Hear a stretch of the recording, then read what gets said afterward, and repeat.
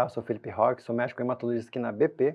Bom, sobre a nossa série Anemias, hoje é o segundo tema, falaremos sobre os tipos de anemia. Bom, tem diversas formas de tentar abordar os tipos de anemia. Eu vou trazer para vocês aqui uma forma através das causas de anemia, tá? Então vamos lá. Bom, a anemia, se a gente lembrar, toda célula tem a sua produção e a sua eliminação ou destruição. Então, se a contagem está baixa, é porque ou está produzindo menos, ou está tendo alguma dificuldade em produção, ou porque está destruindo mais ou perdendo. Então, esse vai ser o nosso foco. Então, causas de anemia. Primeiro, você pode ter perda de hemácias. Como? Através do sangramento. A gente tem diversas áreas que a gente pode ter sangramento. Então, tem do ponto de vista fisiológico da mulher, que é através do fluxo menstrual mensal, mas você pode ter perdas até imperceptíveis através do intestino. Então, são áreas comuns de ter sangramento. Aqui é uma fotinha tentando evidenciar uma hemácia mais pálidazinha, que é um sinal de deficiência de ferro, e um pouquinho menor. Mas você também pode ter uma destruição aumentada das hemácias. E a destruição das hemácias a gente pode chamar de hemólise, destruição das hemácias.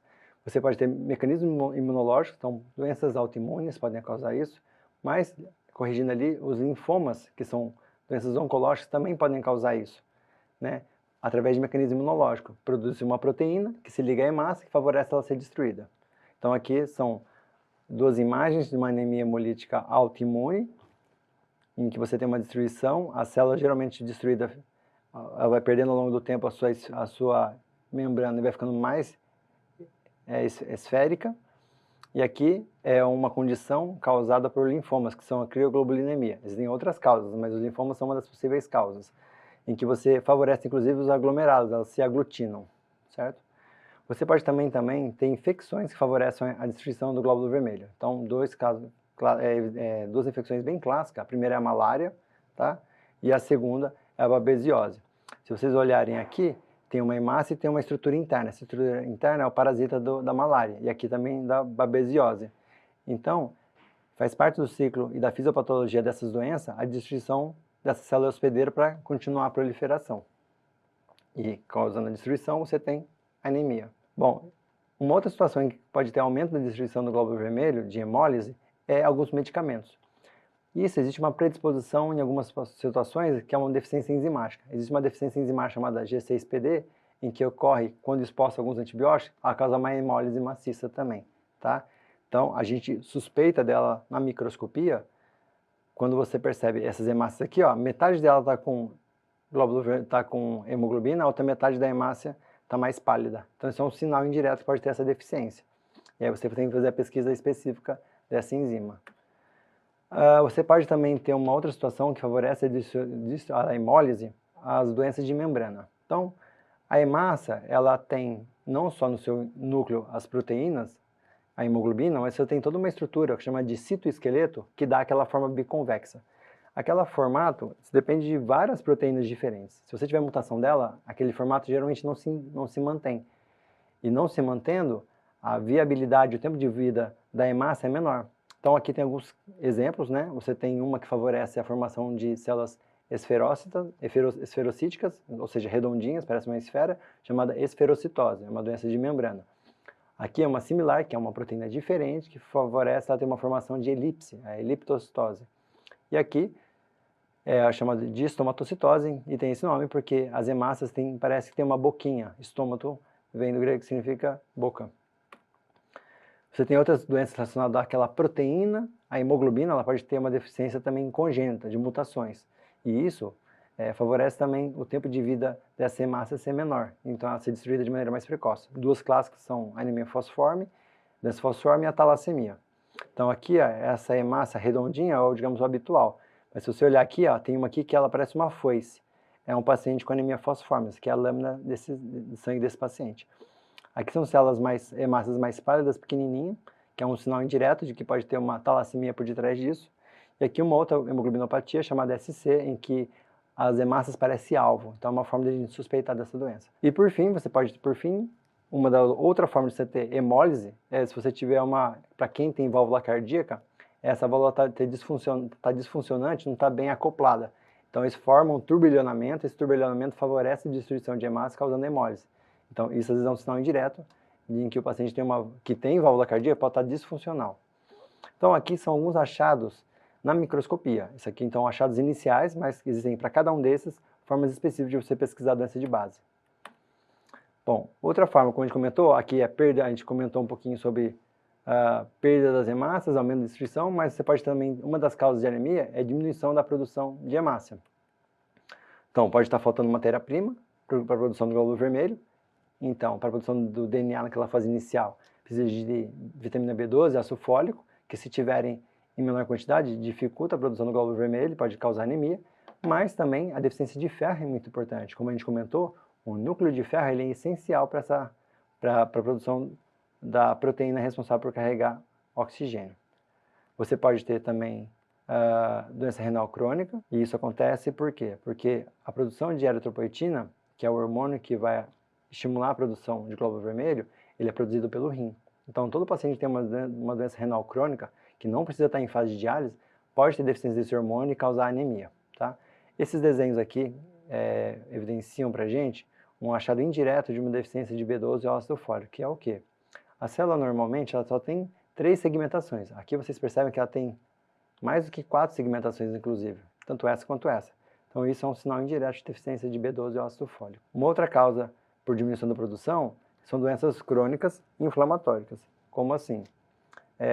Uma situação em que o paciente tem uma doença que se perpetua, que gera um processo inflamatório, ela prejudica a produção de glóbulo vermelho. Vou dar um exemplo? Um paciente que está numa UTI, que acabou ficando por 2 a 3, 4 semanas por um processo infeccioso, passando de uma infecção para outra, a infecção por si só ela gera uma inflamação. Essa inflamação ela favorece a produção de uma proteína chamada hepcidina, que é importante para a mobilização do ferro. Então, se essa proteína está aumentada por um mecanismo inflamatório, a produção de glóbulo vermelho vai estar prejudicada pela menor disponibilidade de ferro. E você também pode ter uma das causas de anemia, é um prejuízo da medula óssea. Então, você pode ter doenças primárias da medula óssea, como mielodisplasia, anemia plástica, leucemias agudas. A gente depois vai dar quais são as características que uma anemia sugere uma dessas doenças. Mas também pode ter um tumor qualquer, um tumor de pâncreas, um tumor de intestino, de mama, que está invadindo a medula óssea, causando anemia. Eu falei um pouquinho então das formas de a gente tentar entender as causas de anemia, né? Mas, de maneira geral, a gente tem que lembrar que a anemia nunca é diagnóstico final de uma condição. Na verdade, ela é porta de entrada porque, de fato, está acontecendo. Então, quando a gente sabe que a anemia é por deficiência de ferro, é que está tendo algum sangramento. Então, a gente tem que procurar o foco de sangramento. Para a mulher em idade fértil, o primeiro foco que a gente tem que lembrar é o fluxo menstrual. Isso é mensal, né? Às vezes até mais de uma vez por mês. Então, é uma perda fisiológica que pode estar aumentada e ter uma perda de ferro causando anemia. E ainda que você tenha esse diagnóstico, é por um fluxo menstrual aumentado, a sua pergunta, a sua resposta não acaba aí. Por que ela tem um fluxo menstrual aumentado? Ela tem algum mioma que pode favorecer? Ela tem uma condição hormonal que o ciclo hormonal está desregulado e favorece sangramento? Pode ser. Então veja que o diagnóstico inicial anemia, às vezes ela termina com uma avaliação de um ginecologista. Então anemia é ponto só inicial. E você pode ter, e quando isso de maneira geral, então mulheres de idade fértil. Quando você não tem um possível foco, porque o sangramento menstrual é muito baixo, você tem que lembrar do intestino, é uma importante área de perda de glóbulo vermelho. Tanto para a mulher que não tem um fluxo menstrual aumentado, quanto para um homem, tá certo? E tem outras possíveis causas, né? Você tem tumor de bexiga, você tem um câncer de endométrio, você tem outras causas de perda de sangramento, mas isso geralmente o paciente tem uma clínica, tem uma evidência de sangramento. Mas tem uma outra situação em que a anemia é por deficiência de ferro, mas que não é bem por um sangramento, é por um aumento de demanda. Então, uma criança em crescimento, ela pode ter uma deficiência por menor oferta de ferro, né? A gente tem uma capacidade de absorção de ferro contínua, que é relativamente baixa, mas geralmente suficiente. Mas para uma pessoa que está em crescimento, como uma criança, uma mulher gestante, que precisa, por conta do concepto, ela precisa de uma menor oferta de ferro. Então, ela pode desenvolver uma anemia por conta disso. E uma outra situação que não está relacionada à perda, mas relacionada à capacidade de absorção, é a paciente que fez uma cirurgia bariátrica. Uma parte da cirurgia bariátrica, você pula o duodeno, e é a porção onde tem a absorção de ferro. Então, você pode ter uma deficiência de ferro e uma anemia consequente disso por conta de uma cirurgia bariátrica. E aí, como é que a gente descobre isso? Através da história clínica. O paciente que fala que operou. Bom, deficiência de vitamina B12 e ácido fólico. Essa deficiência também, como eu havia falado para vocês, não acaba aí. Eu posso dosar, saber que está baixo, mas por quê? Então, a gente tem diversas causas para a dificuldade dos dois. A B12 é uma proteína que a gente faz estoque no fígado e pode demorar de 4 a 6 anos para a gente acabar com esse estoque. Só que fisiologicamente a gente consegue absorver pela dieta. Mas uma pessoa, por exemplo, que é uma vegana estrita, não conseguiria, precisa fazer reposição depois de um certo tempo. E por que é importante a reposição de vitamina B12?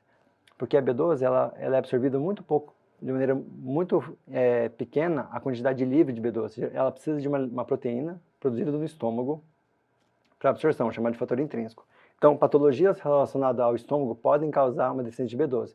Uma paciente que fez retirada do estômago total, chamada de gastrectomia. Uma paciente que tem uma doença autoimune no estômago que dificulta a absorção. Então, e a liberação do fator intrínseco para absorção da vitamina B12. E essa vitamina B12 com fator intrínseco não é absorvida tão rapidamente, ela é absorvida na região final do intestino fino, chamado delgado. Então, se você tiver doenças no intestino fino, como uma doença de Crohn, você pode ter também um prejuízo. Então, veja, eu descobri uma anemia, que eu já sei que é por B12, mas eu tenho que saber qual que é a causa disso. Então, tem que investigar, saber qual que é a causa. Você também, o ácido fólico, uma causa muito comum é o paciente que tem uma demanda muito alta dessa matéria-prima por outras células. Por exemplo, uma paciente que tem uma dermatite esfoliante, que é uma condição que tem muita renovação da pele, que acaba causando uma necessidade de renovação da pele, tem muita demanda de ácido fólico. Mas a medula continua precisando. Então, essa disputa acaba favorecendo a déficit nas duas condições, tanto a pele quanto para a medula. E na medula vai causar uma anemia. Você pode ter doenças anemias hemolíticas crônicas, então um paciente com esferocitose, que é aquela condição de destruição do glóbulo vermelho, a medula vai produzir mais glóbulo vermelho. Mas a demanda é tão alta de produção que pode ser que a absorção que ela tem na dieta não é suficiente. Uma outra condição também de causa de anemia, então quando a gente comentou doença renal, quem tem doença renal, certo? Então é uma menor disponibilidade de eritropoetina, as hemoglobinas, que a gente já havia comentado. Uma outra causa possível para quem está em tratamento quimioterápico é a toxicidade da quimioterapia na medula óssea, que pode favorecer a dificuldade da produção de glóbulo vermelho. E a anemia da doença crônica, eu havia comentado, a anemia por uma doença crônica inflamatória e destruição aumentada, a hemólise, né? Então, aqui eu estou mostrando só para vocês entenderem que quando a gente faz o diagnóstico de uma anemia, por exemplo, na primeira tabela aqui, deficiência de folato, eu posso ter por diversas causas. Será que uma menor ingestão alimentar, o paciente tem alguma restrição, o paciente tem um alcoolismo importante, prejuízo na absorção, será que a pessoa tem uma doença intestinal, tem uma doença congênita que dificulta a absorção do folato? Um aumento da demanda, então anemias hemolíticas, gestação, hemólise, dermatite esfoliativa.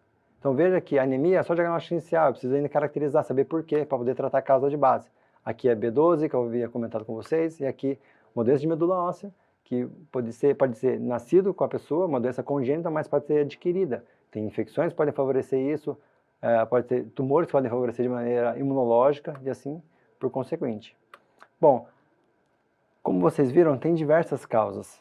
E o mais importante do diagnóstico de anemia não é fazer o diagnóstico ou tratá-lo simplesmente. É saber qual que é a causa final que levou àquela anemia.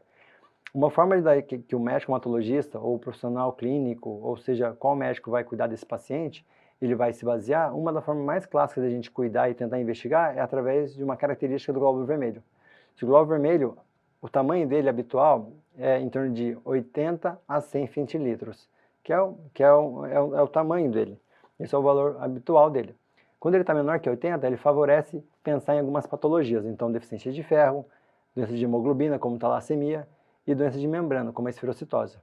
Se tiver no tamanho habitual, de 80 a 100, pode ter situações combinadas, né, como B12 e ácido fólico, pode ter anemias hemolíticas, pode ter doença renal, tumores invadindo a medula, doença primária da medula óssea também pode ser por conta de medicamento, hipotireoidismo, é um hormônio importante, o da tireoide para produção da glóbulo vermelho, e quando ela está maior que 100, chamada de macrocitose ou macrocítica, classicamente a deficiência de B12 e ácido fólico, ou cobre também, mas doenças hepáticas podem também causar isso, outras anemias hemolíticas, por uma menor oferta de ácido fólico também pode causar isso, algumas doenças de medula óssea também têm o VCM aumentado, condições medicamentosas, até esperado em alguns remédios, como quem tem doença falciforme e toma um medicamento chamado hidreia, aumenta o tamanho do glóbulo vermelho, abuso de álcool, doenças tireoidianas. Então vejam que o médico hematologista, o médico clínico que vai cuidar de um paciente com anemia,